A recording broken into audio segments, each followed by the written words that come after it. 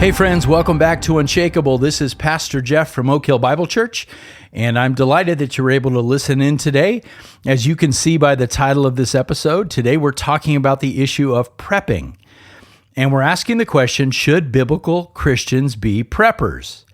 Now, you probably heard of that term before, but if you haven't, stick with me. I'll define it in just a minute. Whenever we're talking about, whether Christians should do this or not do that, it's important that we define things carefully, just so that we're all clear about what we're talking about. Because if I grabbed 10 people off the street and said, what is a prepper? I probably would get 5 to 7 different answers. So we want to make sure that we have the right thing. Now, this episode is coming a little more than a week out from a sermon I preached on Psalm 91. And if you were with us on that Sunday, you might remember that psalm could not be more clear about where our trust should be placed. The psalmist declares to Yahweh, "You are my refuge and my fortress, my God in whom I trust." So for the biblical Christian, we trust God for all things. We trust Him for everything from our daily provision to the big things, whatever is coming down the pike in our future. And that has to be acknowledged right up front. At the end of the day, even if we decide that becoming a prepper to some extent is the right path for us, that it is a path of wisdom, we have to acknowledge that we still ultimately trust in the Lord's sovereignty and will for our lives, and we're not trusting in our own efforts to preserve ourselves or to preserve our families. Okay, so let's make sure that's known right up front. Okay, so let's define this. What is a prepper? Let me give you a simple definition. A prepper is someone who gathers resources and makes plans in preparation for surviving a future cataclysmic event. Might be a natural disaster like an earthquake, or it could be a man-made disaster like an attack upon our country. In other words, preppers are people that are anticipating a future that is uncertain, but likely disastrous at some point. And so they're prepping for that day of disaster. Thus, we have the name prepper. Now, let's talk about motivation. Because in the Christian life, as you know, I talk about this a lot. Motivation means everything. Everything flows from our hearts as human beings. And we're called to guard our hearts carefully and to make sure that whatever flows out of our hearts is pleasing to God. Well, some people have become preppers because they're driven by a sense of personal responsibility to protect their families and their loved ones. And that, on its face, sounds like a good and God-fearing reason, but it does come with a caveat, which I'll touch on a little bit later. Other people are preppers because they're motivated by a deep distrust of the government and our institutions. And they want to be independent of all that. They want to be off the grid, as they say, so that when things get out of control, they don't have to rely upon anybody but themselves. And again, on its face, that sounds like a good and possibly wise motivation, but it too comes with an important caveat, which I'll get to in just a moment. So let me just bottom line the big question for this episode. For biblical Christians, does our ultimate trust in the Lord preclude us from practically preparing for what may happen in the future? We ultimately trust in the Lord, but does that mean we should not have to be preparing for what's coming down the road? Or think of it this way. If we do engage in some level of prepping, does that reveal a lack of faith on our part? Or does it just show that we're applying practical wisdom? Those are two interesting choices. All right, let's see if we can figure this out. Let me start with some general principles from Scripture. And this first set of principles is the caveat for those who distrust in government and institutions. And by the way, as I say that, I don't think we should be naive about our government. It's a wicked government. I've said that before. Evil is real. Human beings are inherently wicked. Politicians crave power, and they always have a bent towards abusing that power. So we ought not trust in our government. It's really no better than most of the governments around the world. And no, our institutions aren't any better. And systems that are set up by the government and run by institutions are always prone to tyranny and abuse and failure. We just shouldn't be naive about those things. We should be aware of those facts. So I'm not criticizing anybody who has a distrust in government. It's called for, okay? But with all that in mind, even if you do have a deep distrust of everybody around you, listen now, it is not healthy biblical or God-honoring to live in a continual state of fear and paranoia. It is not good to obsess about the future and to constantly be meditating upon cataclysmic circumstances. So prepping can become extreme and out of balance if we're not careful as believers. And if you've probably heard stories about people who go to pretty big extremes in terms of, building underground bunkers that they can hermetically seal themselves in and live for 10 years, down underground. Or you hear about people who have extensive plans for, go bags that they can grab in a moment's notice as they escape into the hills and become survivalists. They stash away, gold and silver, and they stockpile weapons. They're sort of expecting a dystopian future that looks like a zombie movie. And here's the thing. When you get out of balance on this, when you're so fearful about the future and obsessed with it, these folks tend to constantly talk about it. It's something they feel the need to share with everyone and warn everybody about it. And bottom line, whether they realize it or not, when they get out of balance, being a prepper slowly becomes their identity. And they become known for that. He's that guy that's paranoid and distrusts everything and everyone. And as Christians, we're not called to be those people. We're called to be joyful and positive and to love people, not to be naive, but to really love people. And listen, when you're constantly worried about how everybody and everything around you might be a threat to you, it's really hard to love people. It's really hard to be joyful. It's really hard to be a good ambassador for Christ if you're living in fear and paranoia. And so over time, that type of mindset, that fear tends to corrode the soul. Ultimately, preppers who are out of balance are not able to rest in God's sovereignty over the future and over their well-being if things do get chaotic. So that's the danger. The motivation of protecting yourself and your family and your loved ones is a good one, but it can get easily out of balance. But now let's consider what balanced prepping might look like. And first, we should note this fact. Preparing for the future is not only not a sin, it's actually recommended in the Bible. It is. I'll get to that in just a second. But the fact is, every person that's hearing my voice today, to some degree, you're already a prepper. You prepare yourself each and every day. When you leave your home, you check your weather app, don't you? You want to know, do I need to wear a jacket? Do I need to bring an umbrella? Or if you're here in Santa Clarita in summer and it's 105, you're like, I need to check the weather. I should probably wear shorts, or I should grab my water bottle, right? In case I'm out for longer than I expect, I want to have some water, so I grab a bottle, or I bring a protein bar with me, because I'm going to be on the road for a long time. And then you look at your schedule and you say, well, shoot, I need some groceries. And so you make plans to stop at the store on the way home. Listen, we all do those things. So prepping in that sense is really just common sense. It's common everyday activity. Now, do we see prepping in the Bible? That's a good question, right? Do we see preppers? Well, yeah. Think about Noah for a second. Noah has to be the ultimate prepper, right? He spent decades building an ark in preparation for the greatest disaster the world has ever known. Now, we have to be careful not to overemphasize that one example because, let's face it, Noah did have an advantage. He received divine revelation about what was coming. So he knew what was coming, and he was given explicit instructions on what to build.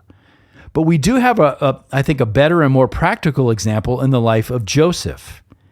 And you can read this story in Genesis 41. Remember, Joseph became a ruler in Egypt, second in authority only to Pharaoh. And the Bible tells us that he foresaw a great famine coming to the region. So as a ruler, Joseph set about storing up enough grain to sustain his people, not just Egypt, but the surrounding nations as well. And he did all of this in a very comprehensive, very careful, and well thought out way. And ultimately, we know that he saved many lives because of his choices.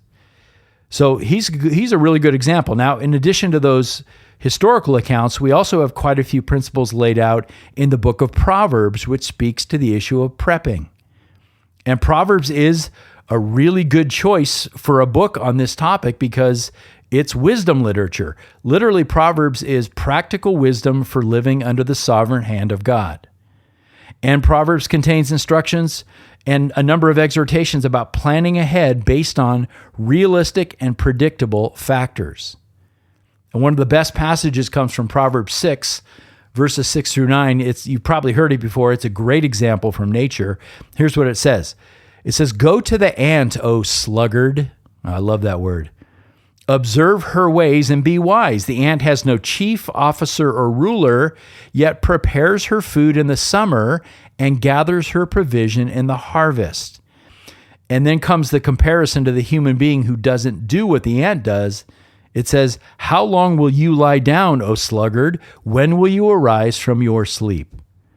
So we should be careful not to be lazy, not to fail to prepare in any way, and then presume upon the Lord that he's going to come and rescue you in the day of need, or that presume that others are going to come and save you because you didn't prepare.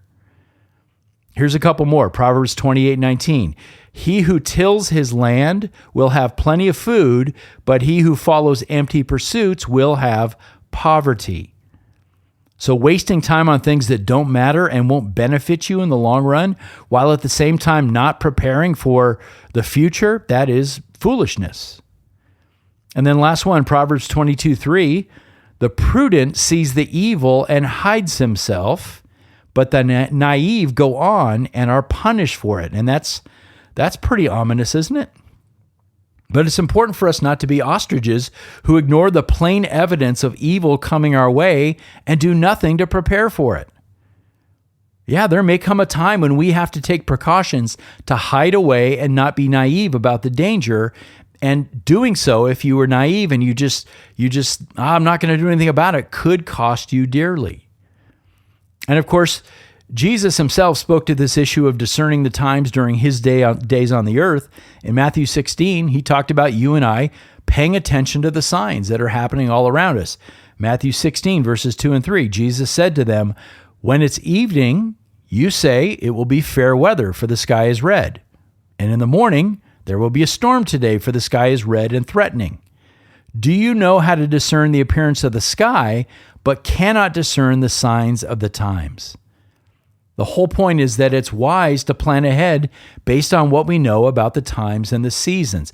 If the farmer knows winter is coming, and if he wants to ensure a good harvest for the sake of survival, he'd better do the hard work of prepping in advance. It may be months away, but he knows it's coming, so he has to plan and prep for it now.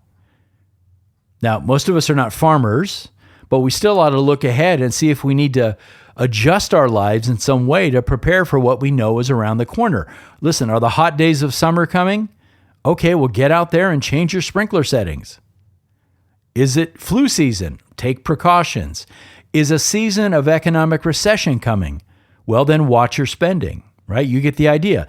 The prudent man sees potential danger coming and he preps for it. Again, he doesn't obsess about it. He doesn't worry or fall into anxiety over it. He trusts the Lord as he acts responsibly. And I cannot say that loud enough or enough times. He trusts the Lord as he acts responsibly. Those two things can go hand in hand. So, practically, as we look out at the horizon and see what's going on in our world, what our enemies are doing to undermine America, how our government is functioning right now, the state of our institutions, and in general, how the world thinks about biblical Christianity, you should probably consider some level of preparation. And the extent to which you do prepare is going to be a matter of conscience and conviction. You should pray about it. You should check your heart to make sure you're not going overboard and putting yourself into a state of worry or fear, and maybe even consider getting some wise counsel about what to do. And then you might do a personal inventory of where you stand. Consider whether or not you have enough resources to be okay if there were an extended emergency that were, say, brought on by an earthquake or an attack upon our power grid or some kind of riot in our city that shuts down resources. That's just common sense prepping. Not obsessing, but prepping. And the most logical categories of preparation are, well, think about having enough water on hand, or at least access to water. Enough food on hand to where you wouldn't be dependent upon your local grocery store. Look, in cataclysmic times, if a bad earthquake happens or our power grid is attacked, that store may not be open or available. So food is an important issue. Water and food. Power is also an important issue. If the power grid goes down for weeks or months, do you know what you would do?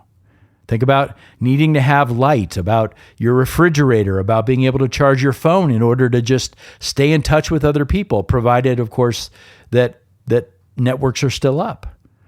But power is an important thing. And then finally, I would strongly encourage you to think about spiritual needs in the event of a disaster. Let's say communications go down. Where would you turn to for prayer, for encouragement? Where would you turn for gathering for worship? Do you know where your fellow church members live that you could get to? Where your closest elder lives, somebody you could get to ask for help or to provide help, right? If you're one of those who's been well prepared, how can you help others? Do you know where your fellow church members live? So we have to think about all that. Again, it's just common sense wisdom. It's biblical preparation for what you know could come down the line. You're thinking about, at least put some thought into it. Don't be caught unaware. If that day comes, don't be caught unaware. Don't think, I never thought about this before. Never thought about food. Never thought about water. Never thought about how I might be able to communicate with other people. Never thought about where my closest elder lives. At least put some thought into it. So when that day comes, you're not in panic mode, but you've done some common sense preparation, just like the ant in Proverbs 6. And this brings me to my final principle. And this is a caveat going back to the first things that I said earlier on. Even a good thing like prepping to protect your family and loved ones can be sinful if all of that work is completely self-focused. Preppers in general have a tendency to think only of themselves and their families, which is relatable but not biblical. If you're going to be well prepared, if you're going to be a prepper, you've also got to think about your neighbors. You cannot just run away. Love your neighbor as yourself. What about your neighbors? What about helping your fellow church members? What about anyone around you who God puts in your path who may end up in crisis? Are you storing up only for yourself or to be a blessing to others? Naturally, this requires both wisdom and a heart that's always ready to put others before self. And listen, Christian preppers have a great opportunity. If an emergency comes, we have a great opportunity to be the hands and feet of Jesus and to be a blessing to others. So don't leave that issue out of the equation. Okay, lots to think about, lots to process through, lots to pray about. If you have any questions about any of this, please let me know. If you have objections or you want to add something to what I've shared in this episode, please feel free to let me know. And I hope, listen, I don't want to scare you with this. I want to warn you to some extent to be like the ant, to be one who prepares. But I hope overall this has been a blessing to you. May the Lord grant you wisdom as you work through a balanced biblical perspective on the issue of prepping. And friends, we'll see you next time on Unshakable. Until then, love each other well.